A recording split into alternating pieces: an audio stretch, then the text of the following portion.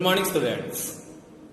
Last lecture में हमने chapter number 4 natural resources में वेजिटेशन और वाइल्ड लाइफ के बारे में पढ़ा था। ओके, तो इसमें हमने सिर्फ इसका इंट्रोडक्शन पढ़ा था कि कैसे डिफरेंट रीजन्स में वेजिटेशन कैसे वेरी करती है just because of the climatic conditions. कहीं बारिश बहुत ज्यादा होती है, कहीं ठंड बहुत ज्यादा होती है, कहीं गर्मी बहुत ज्यादा होती है। इस वजह से भी वेजिटेशन पर असर पड़ता है। फिर वहाँ के एनिमल्स किस हिसाब से अडेप्ट करते हैं। अपने आपको सामने एग्जाम्पल पता सुंदरबंस के टाइगर का, जिन्होंने सलाइन वाटर में तैरना एज वेल एज उसको एज एन अपने हैबिटेट में उसको ढाल भी लिया है। टाइगर सलाइन वाटर में तैर नहीं पाते हैं, ना पी पाते हैं, पर लेकिन उन्होंने अपने आप को उस क्लाइमेट के हिसाब से ढाल लिया है। इसके साथ साथ हमने इकोसिस्टम के बारे में पढ़ा था और हमने कंपेयर करा था कि लाइक जैसे कैमल है तो वो कौन सी जगह पर अच्छे से सर्वाइव कर सकता है, रेगिस्तान में, जहां पर वो क्योंकि उसका ऐसी क्वालिटीज है कि वो 1 महीने तक का खाना अपने अंदर स्टोर करके रख सकता है, पानी स्टोर करके रख सकता है,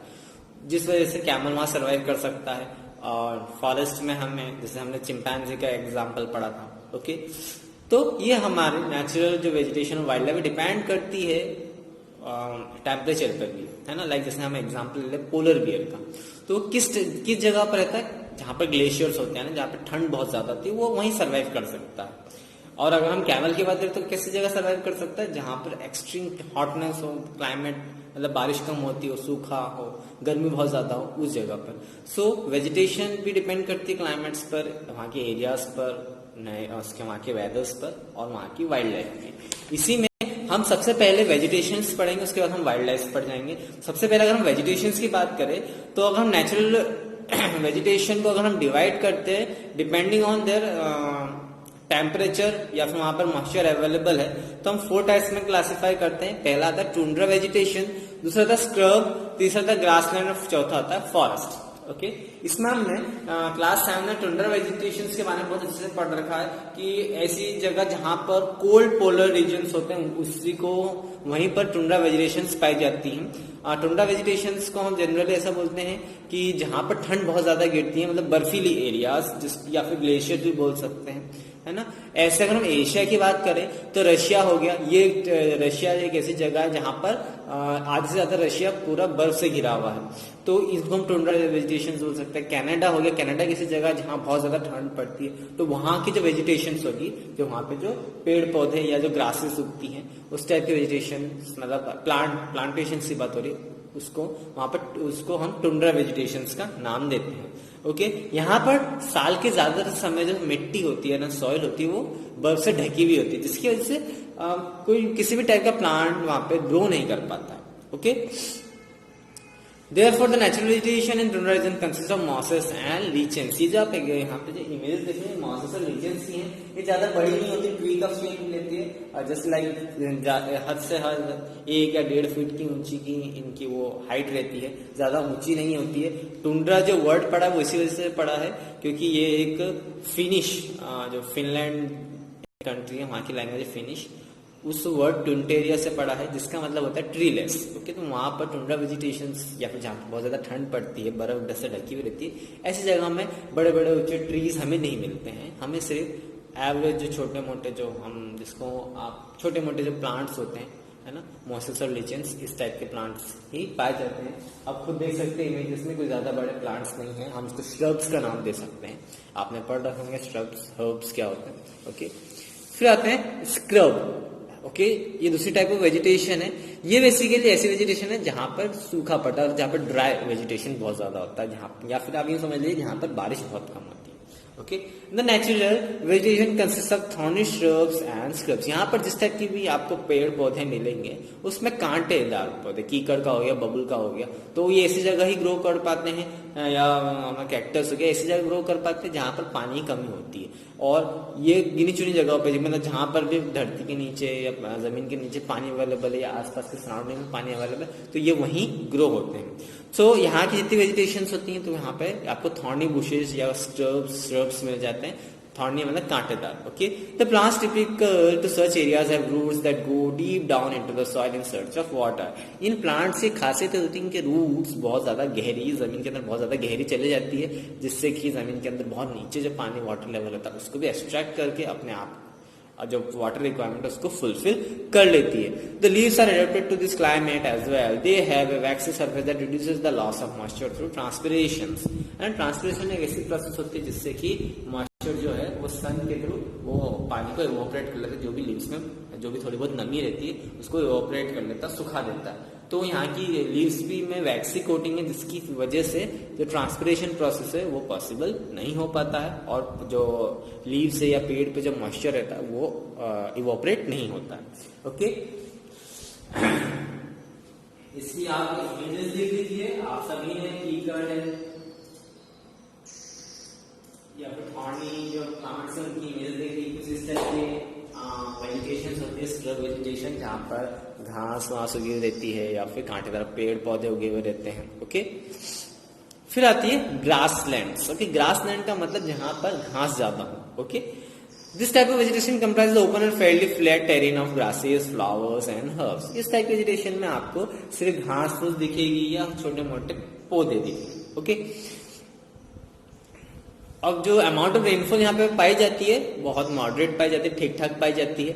okay, grasslands are found almost in continent except Antarctica, है ना। ग्रासलैंड्स हर जगह पाए जाते हैं, लाइक हमारे यहाँ भी आपको घास दिख जाएगी। ओके, इंडिया में भी घास दिख जाएगी। ओके, सिर्फ ऐसी जगह जहाँ अंटार्कटिका को छोड़ के जो एक ग्लेशियर है जो कि हमारे साउथ पोल में, केवल वही एक लौती सी जगह जहाँ पर ग्रासेस नहीं पाई जाती। इसके अदरवाइज पूरे all over the continents grasslands पाई जाती हैं। अब ग्रासलैंड्स भी टू टाइप से क्लासिफाई की गई है।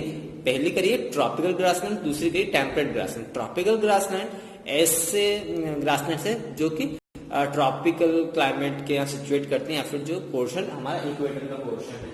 ओके, जो आप सभी जानते हैं, सपोज दिस अर्थ, जो इक्वेटर हम लोग अर्थ के 2 पोर्शन को डिवाइड करते हैं, तो ये वाला पोर्शन है बेसिकली, इसको हम इक्वेटोरियल क्लाइमेट बोलते हैं। तो ये जो ट्रॉपिकल ग्रासलैंड्स है ये इक्वेटर पर पाए जाते हैं।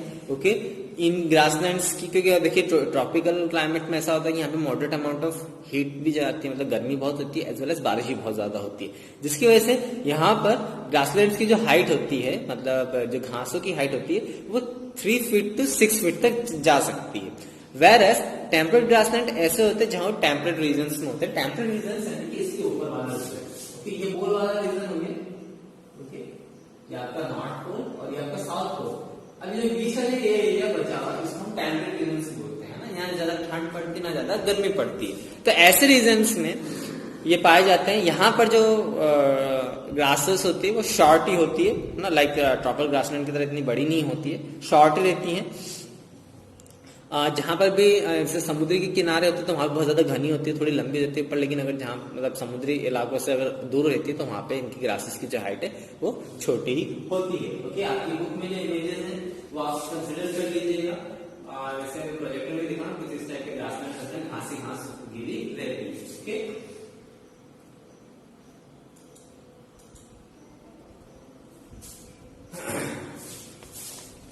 अब हम पढ़ेंगे फॉरेस्ट के बारे में। ओके,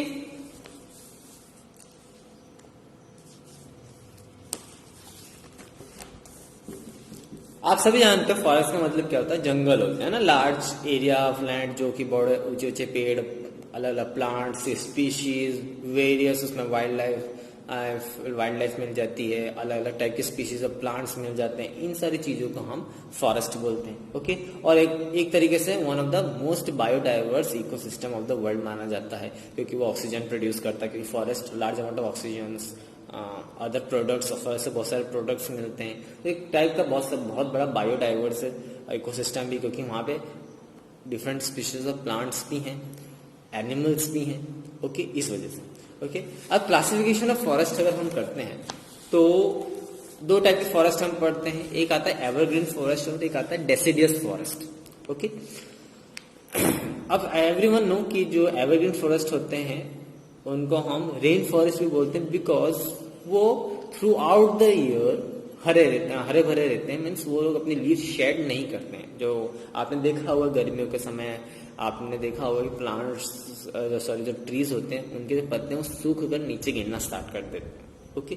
बट लेकिन एवरग्रीन फॉरेस्ट सिंस वहां पे बारिश थ्रू आउट द ईयर होती है ना, जिसकी वजह से वो उनकी लीव्स कभी शेड नहीं होती है। ओके, ये हमेशा ग्रीन रहते हैं। ओके, और वैरस अगर हम डेसिडियस फॉरेस्ट की बात करें तो ये सीजनली बेसिकली ऑटम सीजन में आते आते ये अपनी लीव्स को शेड करने यानी कि मतलब सूखना स्टार्ट हो जाती है और नीचे गिरना स्टार्ट हो जाती है। ओके, अब इसका रीजन भी है डेसिडियस फॉरेस्ट का कि देखिए एक पर्टिकुलर अमाउंट ऑफ पीरियड में उनके पास मॉइस्चर रहता है, ठंड रहती है, उस समय बारिश होती है, तभी वो पानी इनके पास अवेलेबल रहता है। पर लेकिन जब ड्राई सीजन आना स्टार्ट हो जाते हैं, जब गर्मी आना स्टार्ट हो जाती है, ड्राई सीजन यानी यहाँ पे पानी की उम्मीद नहीं है बना, तब क्या करते हैं कि ये अपना ये यूं आप कह सकते हैं कि ये जो वाटर का जो लॉस होता है, मीन जैसे रूट्स के थ्रू जो वाटर जो ट्रीज को ग्रो करने के लिए चाहिए रहता है, इस चीज से बचने के लिए ये अपने लीव्स को शेड करना स्टार्ट कर देते हैं। जैसे जैसे लीव्स शेड कर देंगे तो वाटर जो कंजप्शन है ट्री का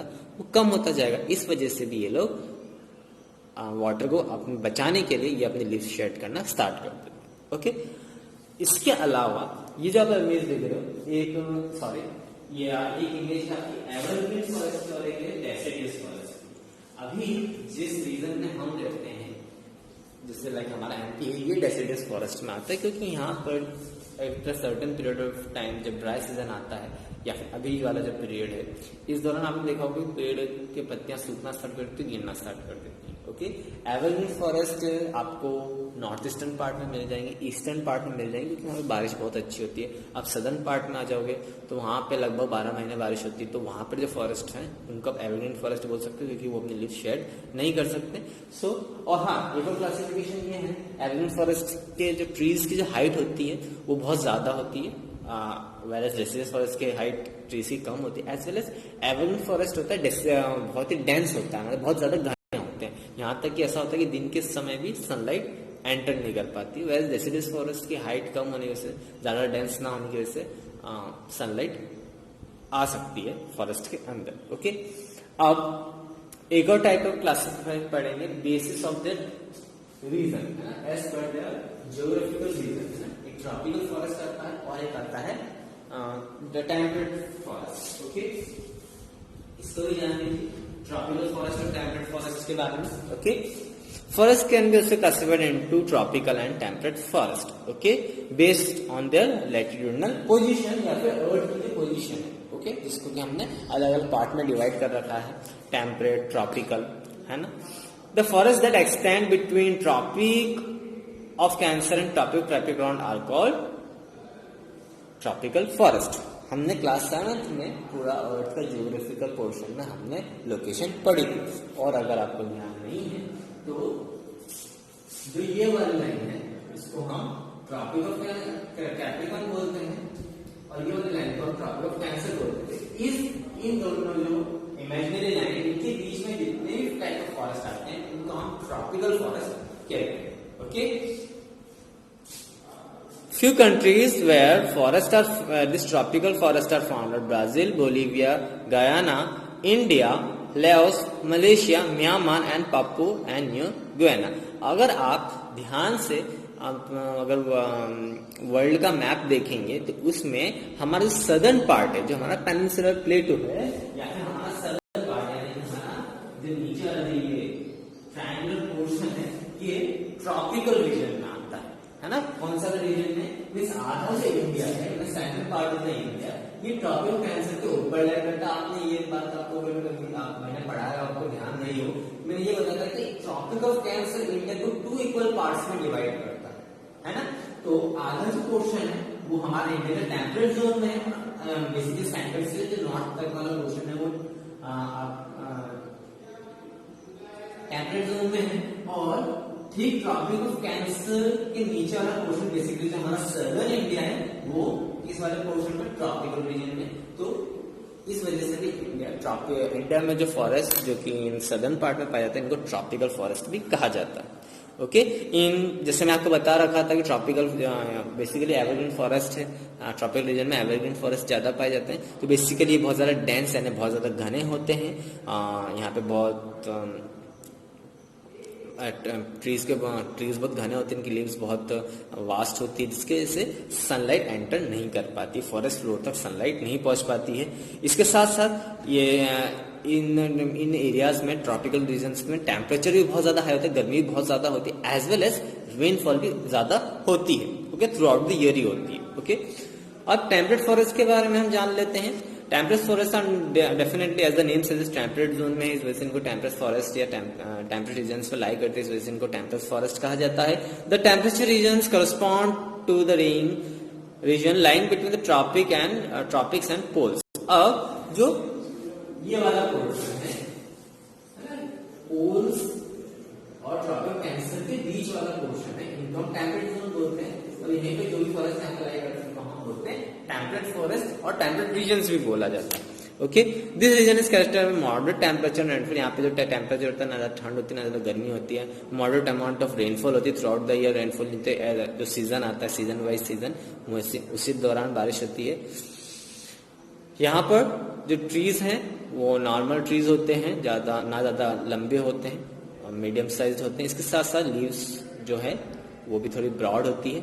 ओके, बट लेकिन ऐसा माना जाता है कि ट्रॉपिकल फॉरेस्ट के कंपैरिजन में टेम्परेट फॉरेस्ट जो है वहां पर सनलाइट पहुंच जाती है, ट्रॉपिकल फॉरेस्ट में सनलाइट भी नहीं पहुंच पाती। ओके, आज हमने सिर्फ वेजिटेशंस के बारे में पढ़ा। नेक्स्ट लेक्चर में हम इनकी वाइल्ड लाइफ के बारे में पढ़ेंगे। ओके, लाइक टुंड्रा वेजिटेशन में कौन कौन से टाइप की वाइल्ड लाइफ पाई जाती है। ओके, डिफरेंट रीजन्स के हिसाब से हम इनके वाइल्ड लाइफ के बारे में जानेंगे। ग्रासलैंड्स पे क्या पाया जाता है, स्क्रब्स में किस टाइप की वाइल्ड लाइफ पाई जाती है। ओके, इसके साथ साथ हम ये भी पढ़ेंगे कंजर्वेशन ऑफ डिफरेंट स्पीशीज की, कैसे इन स्पीशीज को कंजर्व किया जाए, स्पेशली द एनिमल्स के बारे में, वाइल्ड लाइफ के बारे में। ओके, आज के लिए इतना ही। Thank you.